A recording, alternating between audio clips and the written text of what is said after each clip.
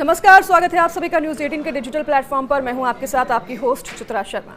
देखिए, वक्फ कानून की वैधता कुछ चुनौती देने वाली याचिकाओं पर सुप्रीम कोर्ट में आज लगातार दूसरे दिन सुनवाई हुई और सुनवाई में याचिकाकर्ताओं की तरफ से सीनियर एडवोकेट कपिल सिब्बल, अभिषेक मनु सिंघवी और राजीव धवन ने दलीलें पेश की। तो वहीं केंद्र का पक्ष रखने के लिए solicitor general Tushar Mehta supreme court में पेश हुए। चीफ जस्टिस भूषण रामकृष्ण गवई और जस्टिस ऑगस्टिन जॉर्ज मसीह की बेंच के सामने एसजी तुषार मेहता ने याचिकाकर्ताओं की उस आपत्ति पर जवाब दिया जिसमें कहा गया कि नया वक्फ कानून संविधान के अनुच्छेद 25 और 26 का उल्लंघन करता है। तो वहीं केंद्र ने अपने पक्ष में कहा कि वक्फ एक इस्लामी अवधारणा है, लेकिन यह इस्लाम का जरूरी हिस्सा नहीं है। केंद्र ने यह भी कहा कि चैरिटी हर धर्म का हिस्सा है, लेकिन यह चैरिटी किसी के लिए भी जरूरी नहीं है। तो वहीं एसजी तुषार मेहता ने आगे कहा कि चैरिटी का कॉन्सेप्ट हर धर्म में मौजूद है, ईसाई धर्म में भी, लेकिन सुप्रीम कोर्ट कहता है कि किसी के लिए भी यह जरूरी नहीं है। हिंदुओं में भी दान देने जैसी चीजें हैं और सिख धर्म में भी ऐसा ही है, लेकिन किसी भी धर्म में इसे जरूरी नहीं बताया गया है। तो वहीं एसजी मेहता ने आगे कहा कि अगर मान लें कि मुस्लिम समुदाय के ज्यादातर लोगों की फाइनेंशियल स्थिति ज्यादा अच्छी नहीं है और वह वक्फ नहीं कर पाते, तो क्या वह मुस्लिम नहीं होंगे?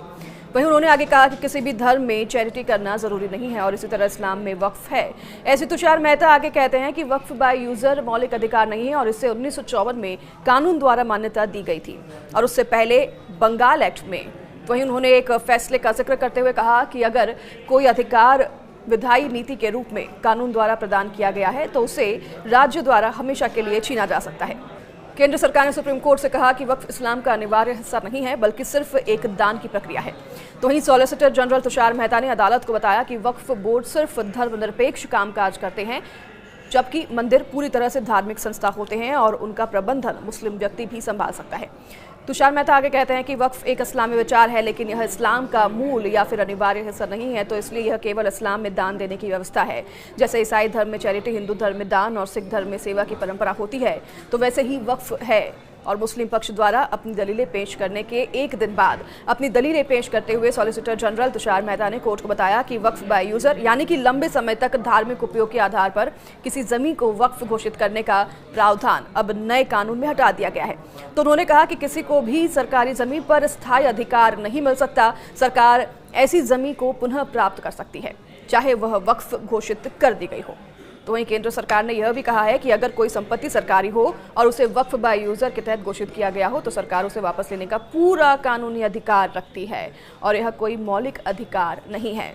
तो वहीं केंद्र सरकार ने सुप्रीम कोर्ट को बताया कि 1923 से चली आ रही वक्फ से जुड़ी समस्याएं अब नए कानून से हल की गई है, लिहाजा अब हर पक्ष की बात सुनी गई है। और सॉलिसिटर जनरल ने यह भी कहा कि हमें 96 लाख सुझाव मिले।